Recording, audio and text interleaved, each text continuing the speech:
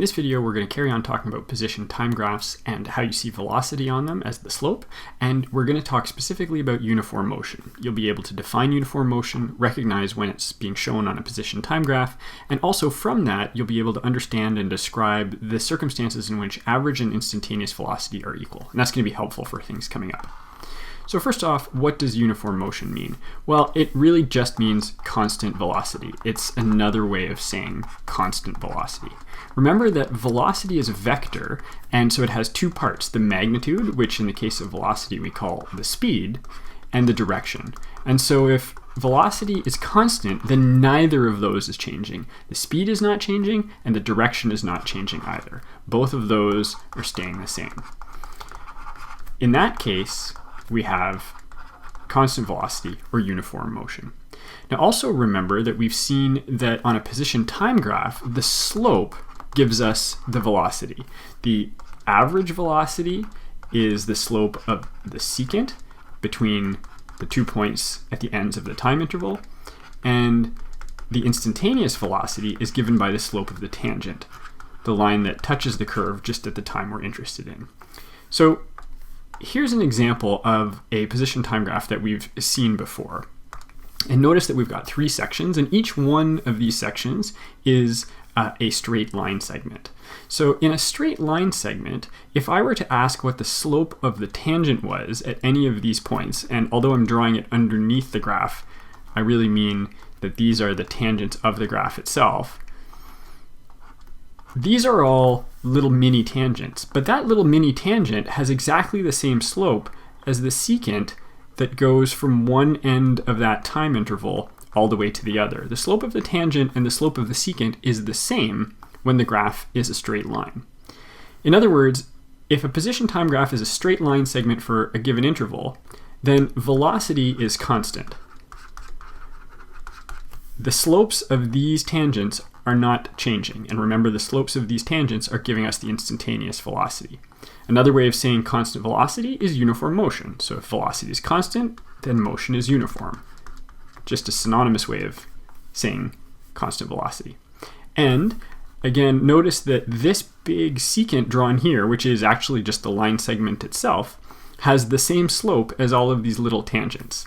The average velocity is the slope of the secant, and the instantaneous velocity is the slope of the tangent.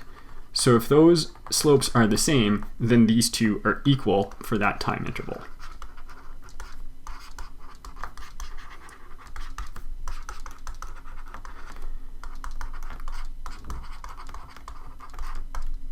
Okay, so if we look at this example specifically, and we ask what's the average velocity for the first 7 seconds, remember our definition of average velocity is displacement divided by time. And here we've gone from 6 to the left of the origin to 8 to the right of the origin. In other words, the rise is 8 minus negative 6, and the time in which that's happening is 7 seconds. So I'm going to use my conventions here of positive and negative without writing the distance in, so that I get positive 14 over 7, and that's plus 2, or in other words, 2 meters per second, right, is the average velocity over that time interval. And that's the slope of that line segment. But that's also the slope of each of these individual mini tangents that I've drawn. And so the instantaneous velocity at any point in those first 7 seconds is also 2 meters per second right. So why is this helpful? Because often we're actually more interested in the instantaneous velocity than the average velocity. Let's say I was watching this object and it had a speedometer on it. I would want to know what the speedometer is reading. And the speedometer is reading the instantaneous, not the average velocity. But in this case, those two values are going to be the same. So if I could actually see the speedometer on this object at any point in the first 7 seconds, it would be reading 2 meters per second. Now that's the case when there's uniform velocity, which we see as a straight line segment on a position time graph. But let's just remind ourselves of another situation that we've seen.